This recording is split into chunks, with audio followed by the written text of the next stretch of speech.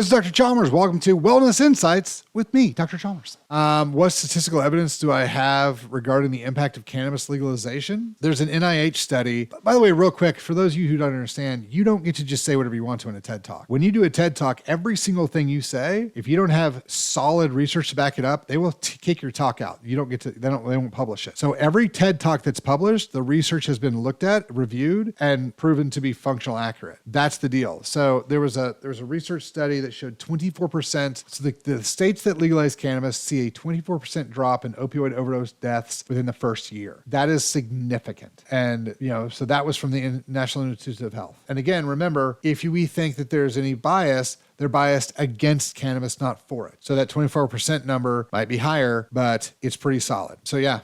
But here's the thing. People who know, now that the doctors are starting to know and people are starting to know, people choose cannabis over opioids every time we can. So, I mean, it doesn't take a rocket science to figure out, as a doctor, am I going to give you something that was going to kill you and make you addicted to it and make me a terrible, horrible human being? Or am I going to give you access to something that's not going to kill you and not going to make you addicted to something? Of course, the doctors are going to choose cannabis if they can. That's the thing. So it doesn't make any sense that the numbers wouldn't get better, because if doctors have access to things that are going to make our patients healthy and function, that's the one we're going to choose. So of course, the numbers are going to come down tremendously. All right. What societal impact does the decrease in opioid prescriptions due to the cannabis legalization highlight? Okay, here's the thing. If we can decrease the prescriptions written, we're going to decrease the addiction. We're going to decrease the death. So what it ends up looking like is, if a doctor has another option, this is the amount of prescriptions written is really how do the doctors use this? That's what this question is. So if you have 1 million prescriptions for drug X, but it's killing people and horrible and terrible, but there's no options, guess what? Next year, you're probably going to have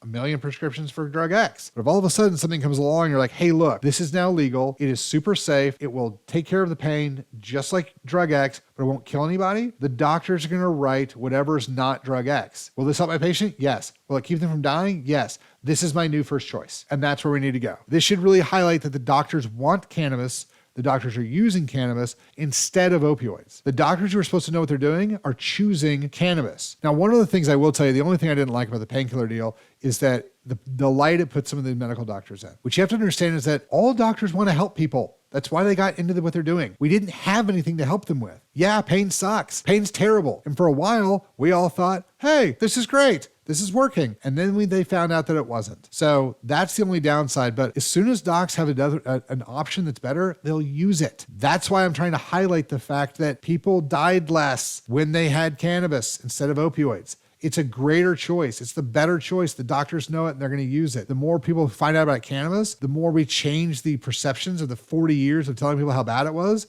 And now we give them the real information. I think you're going to see this get even better. What significant change do I believe is necessary regarding our cultural view of cannabis?